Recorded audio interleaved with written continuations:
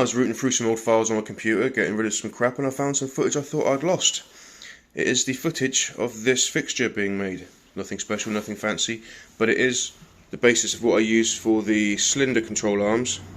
I'll put an image of those up now.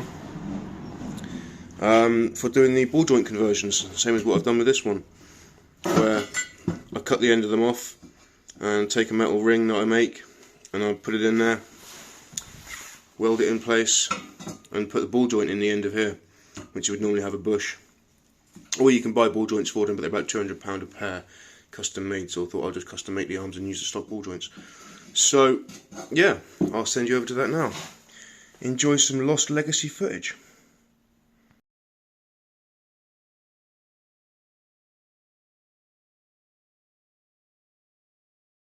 We are on, so I can close my eyes now. Alright mate, right. Get the gas running. Get in there. Doesn't need to be stupid strong, we're only running a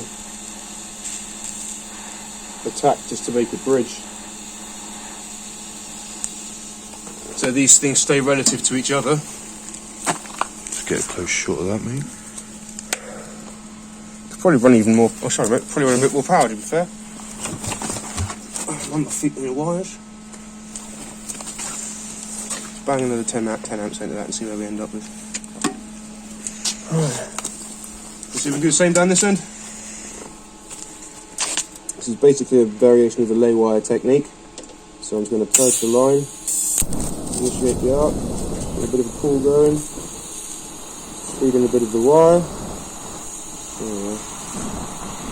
You can hear that that sounds noisy. It's blowing the air is blowing the gas away.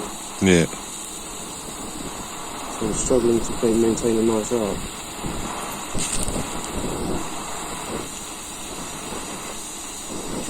Right, let's get that off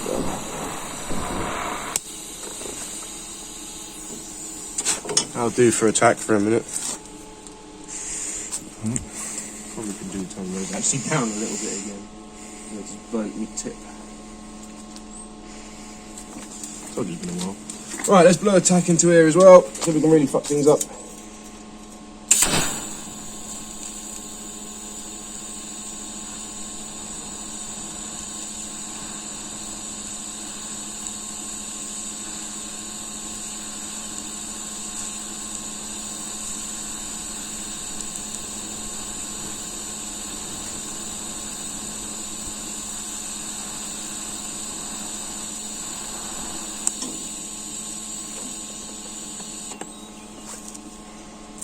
Right, and I'll do the holders on this side. We'll give her a flip, do the same on the other side.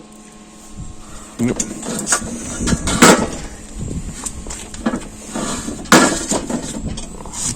I can space those clamps just about nicely. Okay, so same again.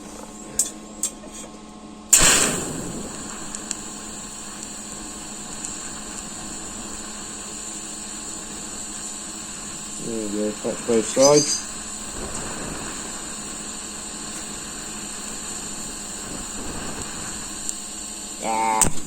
A bit, my tip.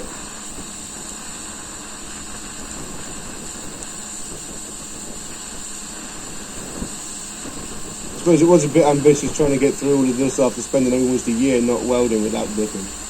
Just on the one tip.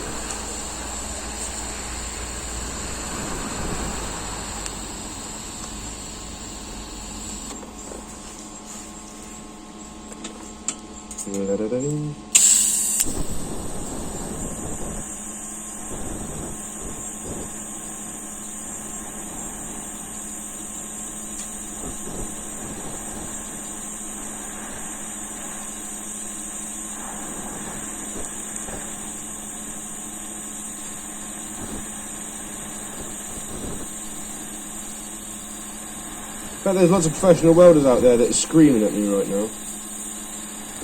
Do you know what? I can't hear you, so shut up.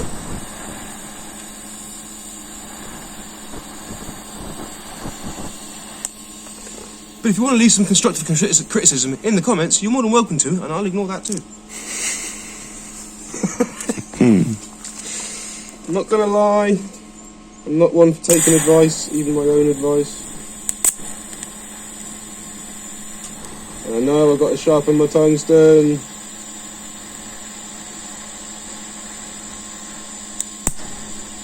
And even again, look, there we are. Clean that shit off it. Dip it properly.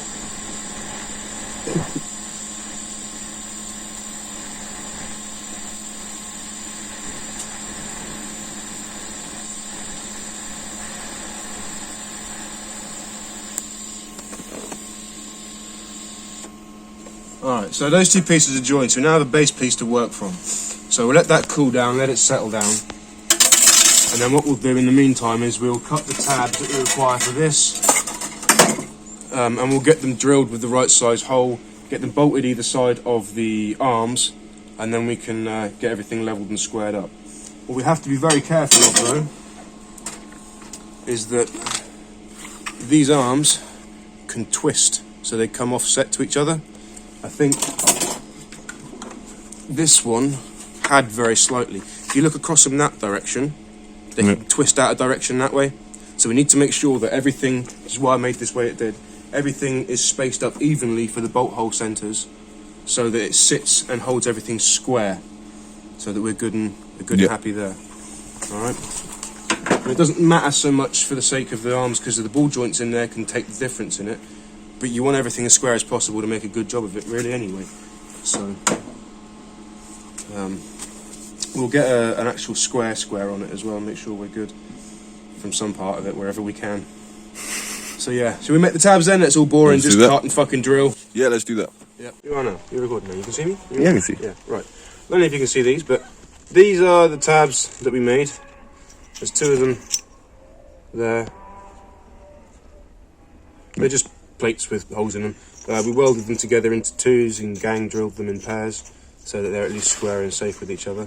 They were cut that same way as well, so they're going to be the same. Should keep everything good and good enough for this. So I've just finger tight put these on here, and they're at the furthest part out extension of this hole that I can go to. There's a set of washers inside here between the arms and this to account for the little dimples that allow the camber adjustments to work. And they space out nice. It actually offered different BMW suspension, front suspension. That's my original 325 was like. Yeah, those washers. So we're going to put that on there, and we're going to bolt the other two to the other side. Or at least attempt to. That in there, that in there, that in there. And then that's done up. Now the problem with the nut that Ross picked us, as great as it is that it's a lock-in nut. So it only goes to there. The bolt's way too long, yeah. Okay, I messed up. No, it's alright, one of those things. So we need to sort that out quickly and we'll come back to you. There's another... You got it recording? Yeah, I got it recording. Yeah. So we'll get back to what I was saying before you finally decided to stop recording. You're messing a lot of things up. Shut up, I'm trying to fucking record. God damn, fucking need the sound man as well. I just want to gag him. What we have here, as you can possibly see now on this side, is we've used a M16, I think it is, some sort of bullshit nut, as a spacer to get this to come down finger tight so everything holds square to itself. So these are sacrificial bushings as far as I'm concerned, and this is the core of an old ball joint, as I said earlier on, used as a spacer. So we're going to get these all squared up now and get them tacked in place on this, which requires just a small amount of grinding to mix some clean material on it for it to go to. So, can you see? So we'll be smart about this and space it right to the end of the material so we can A, get round it to weld, and B, don't waste any.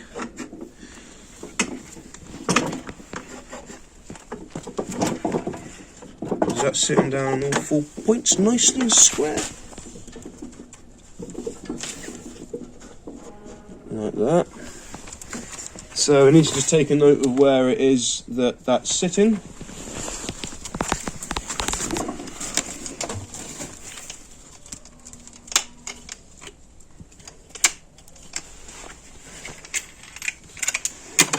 While you're doing that, I'll get this little flat wheel on here so we can get rid of that surface shit, the mill scale,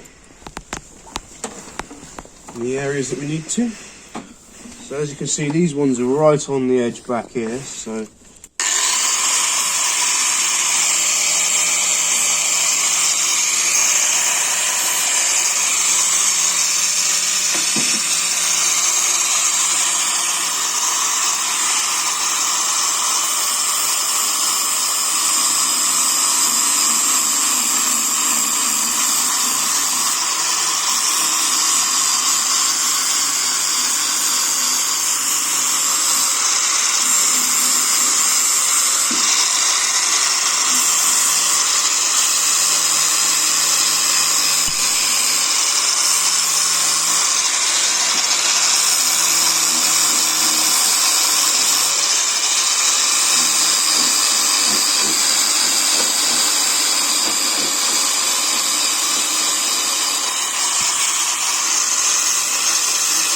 You good? Yeah.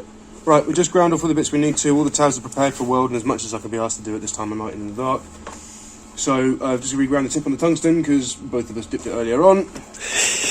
Yeah. I'm not gonna lie. We did, so it's all in place here. I fucking probably would do. Shoot you around. So yeah, so that's all Cleaned it lined up all as good as it needs to be. I've left a little bit of an overhang here, so I'm not going to melt the edge when I weld it in. Just so it stays as square as possible. Let me move that up there to see. Alright, so that's roughly, I think it's just about there is where I want that. Again, it hasn't got to be perfect. No. It hasn't got to be perfect at all. It's just a placeholder. It's not mad. If you want to know about those, go and watch TFS, the fabrication series. It's a brilliant one to watch for any information you want to know about doing stuff like this. Much better than I am. And a great inspiration. Can't remember the dude's name. Damn it, I wish I could. But he's brilliant anyway. So I'm going to get a massive great numpty head over there. Let's put it on his head this time. Right. So I'm just going to go around and just run a couple of tacks.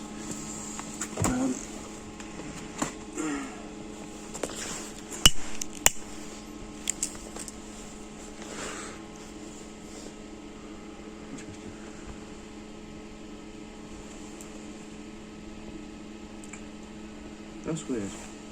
What's that? Well, you remember, don't you? Oh, I did on no, I did. I didn't do those sides. For some reason, I haven't ground the other side of these. Can you pass me the grinder over? There's not too I bad. caught that on video as well. No, I don't know what I've done. I must have been when they was tacked together, I think. I sure did it after that, though. That's not good, John. Shut up!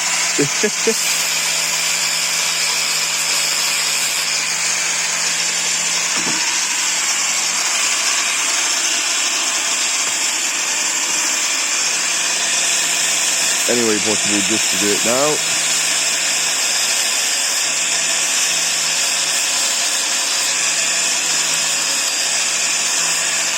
I'm glad they can't hear me.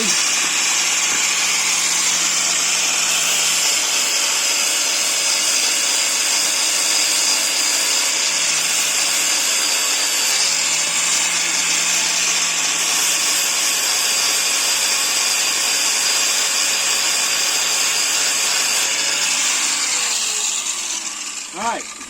Well, you must have to edit this out, mate. What? We'll have to edit this bit out, definitely. Why? What? It's taking too long. Come on. You said you were just going to tack it on there, and now you're taking forever. Taking the fucking piss, you are. You know how it is. Cool. A little tweaky. And that one the same. Right, so we're actually at like gluing metal together stage now, which is always fun.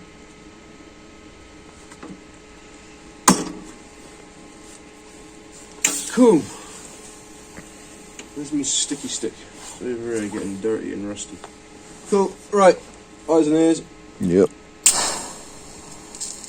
I don't know what it's going to do to your ears. This is a nice quiet process, this one, but... You hear that? That Yeah. chink? I hear it. That's me being an apprentice.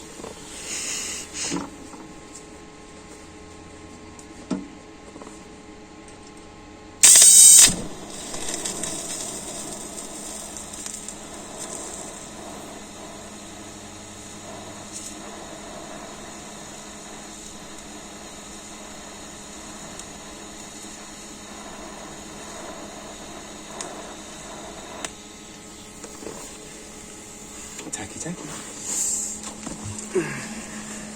See, look, there's a gap underneath there. Look, where the weld has pulled and shrunk, it's lifted this side of the jig, and the other side's probably the same as well. So what we're going to do,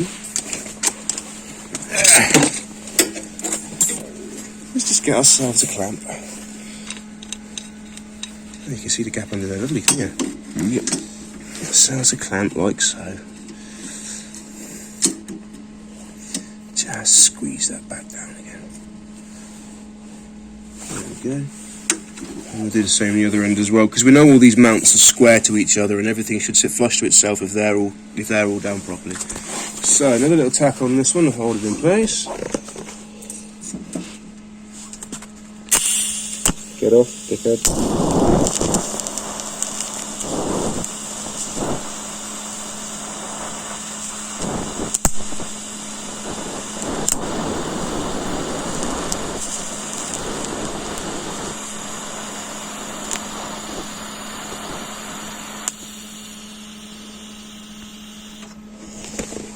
Right, and then one down the other end as well. And basically, just a matter of continuing tacking until you're happy with position and everything's solid. Get off.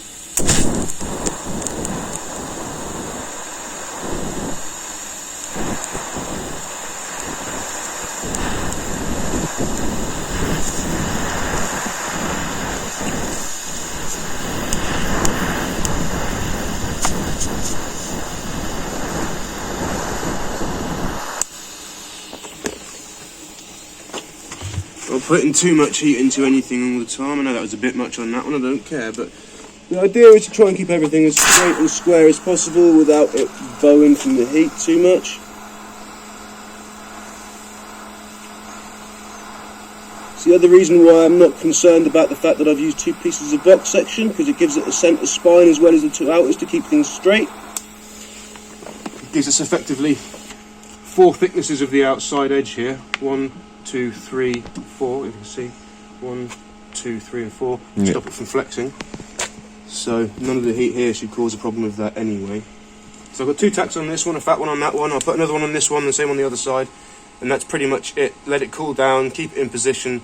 Tomorrow when everything's relaxed, I'll come and put a couple of tacks on the inside as well and finish doing a little bit of a seam on the outside, but keeping it all in place.